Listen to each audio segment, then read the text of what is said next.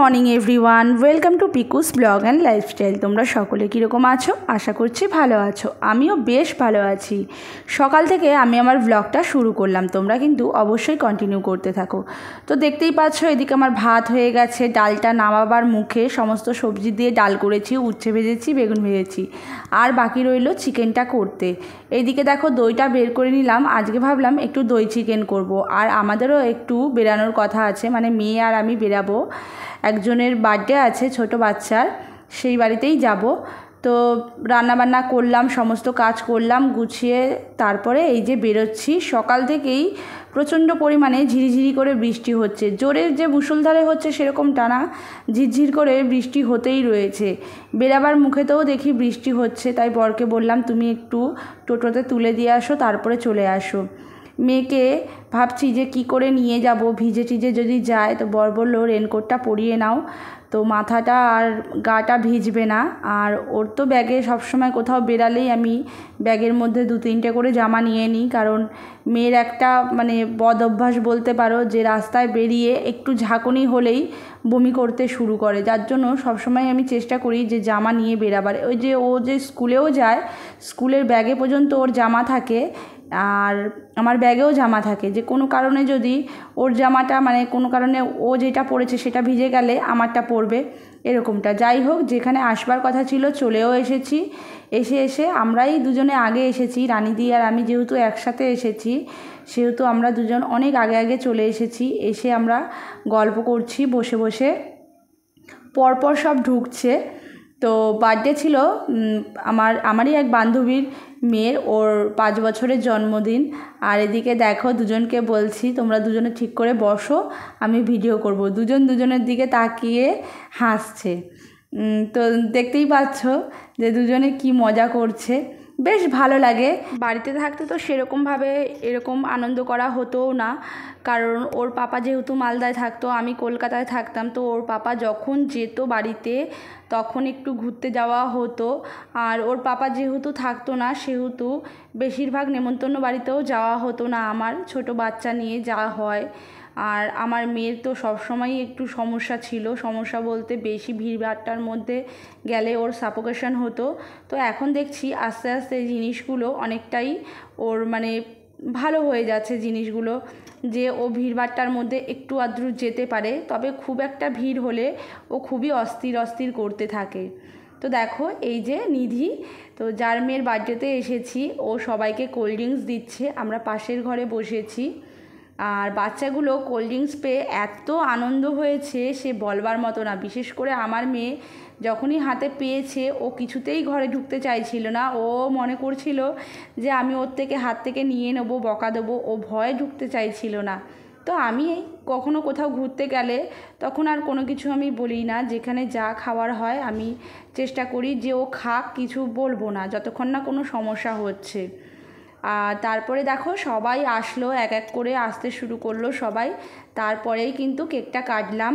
শুধুমাত্র যে কেকটা বানিয়েছে শান্তি, সেই এখনও পর্যন্ত এসে উঠতে পারেনি, কারণ ওর একটু দেরি হয়ে গেছে। ও কেকটা বানিয়ে পাঠিয়ে দিয়েছে।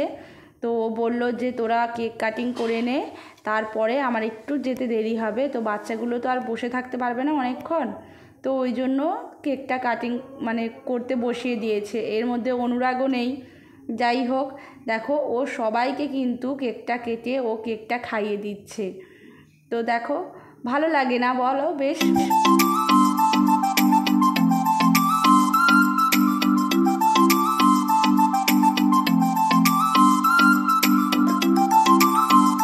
বাচ্চাগুলো খুব মজা করে কেক কেটে কেক খেলো। খেয়ে দিয়ে ওরা তাড়াতাড়ি করে বাচ্চাগুলো কেক খেতে বসিয়ে দিয়েছে, কারণ বাচ্চাগুলো তো খিদেও পেয়ে গেছে বলো। তো বাচ্চাগুলোকে এক এক করে খেতে বসিয়েছে। দেখো বসাবার সঙ্গে সঙ্গে ওরা সব তো পাখির মতো খাওয়া, সব একটু একটু করে খাচ্ছে। আর ওদেরকে বাটি ভর্তি ভর্তি করে মাংস দিয়েছে। ওরা কি অত খেতে পারে বলো? লাস্টে সমস্তটা কমিয়ে একটা একটা করে দিল, যে জাল লাগবে তারপরে আবার করে দেবে। তো আমি তারপরে একটু বসেছিলাম, সবাইকে যার যার অসুবিধা হচ্ছিল তো একটু মাংস টাংস ছাড়িয়ে দিলাম, আমার মেয়েকেও একটু বসিয়ে খাইয়ে দিলাম। তো তো মানান তো একদমই খেতে পাচ্ছিল না, যেহেতু ওর মা ওকে খাইয়ে দেয়, বেশিরভাগ বাচ্চাদেরই তার মারা খাইয়ে দেয়, তো একটু সমস্যা হচ্ছিল। তবে মাঝে মাঝে ছেড়ে দিতে হয় বাচ্চা কাচ্চাকে কোথাও গেলে, যে যতটুকু খায় খায়। আর খাওয়া দাওয়া হয়ে গেছে, আমাদেরও কিন্তু খাওয়া দাওয়া হয়ে গেছে। তো আমরা এখন একটু বসে তারপরে যাদের বাড়িতে এসেছি, মানে নিধিদের বাড়িতে, ওরা সবাই খাবে বাড়ির লোক, তারপরে কিন্তু আমরা বেরাবো ধীরে সুস্থে। ততক্ষণে বাচ্চাগুলো একটু খেলতেও লাগুক, আর আমরা একটু বসে একটু গল্পও করি।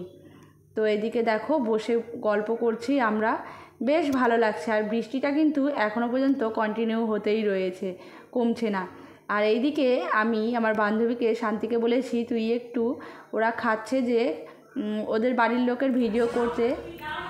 তো দেখো যেই বাড়িতে নিমন্ত্রণ বাড়ি গেছিলাম, সেই বাড়িতে ওর মা তো ব্যাগ সেল করে, বাচ্চাটার মা। তো ওখান থেকে মেয়ের এই ব্যাগটা পছন্দ হয়েছে, এই ব্যাগটা নিয়ে এসেছি। আরও সবাই নিয়েছে নানা রকম কালার। এই যে সিঙ্কটা দেখো।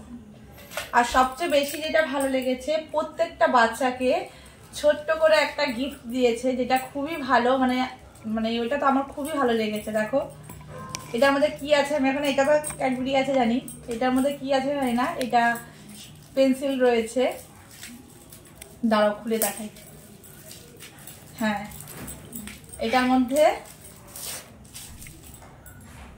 মধ্যে পেন্সিল রয়েছে। মেয়ে ঘুমাচ্ছে, নাহলে মেয়েই দেখাতো।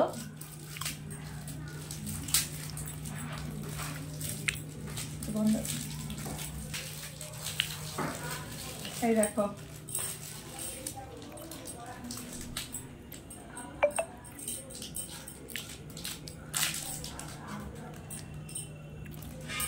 মেয়েই খুলতো এটা, তো আমি খুলে দিলাম, ও ঘুমোচ্ছে বলে।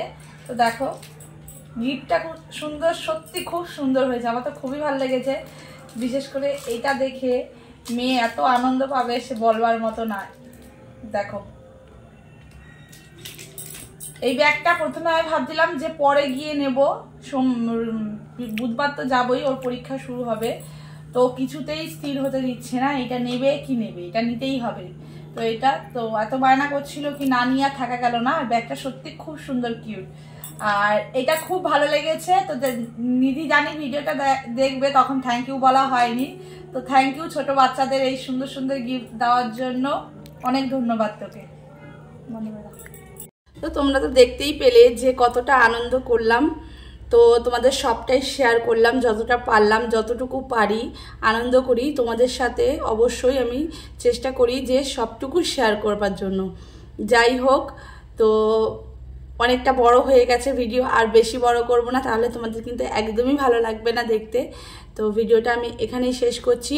তোমাদেরকে সকলকে গুড নাইট। ভালো লেগে থাকলে অবশ্যই করে আমার চ্যানেলটাকে সাবস্ক্রাইব করে আমার পাশে থেকো। একটা লাইক করে দিও, কমেন্ট করে অবশ্যই জানিও, যেটা আমি বারবারই বলি, কমেন্ট করে অবশ্যই জানিও। তাহলে চলো আজকের মতো তোমাদেরকে টাটা বলেছি, টাটা।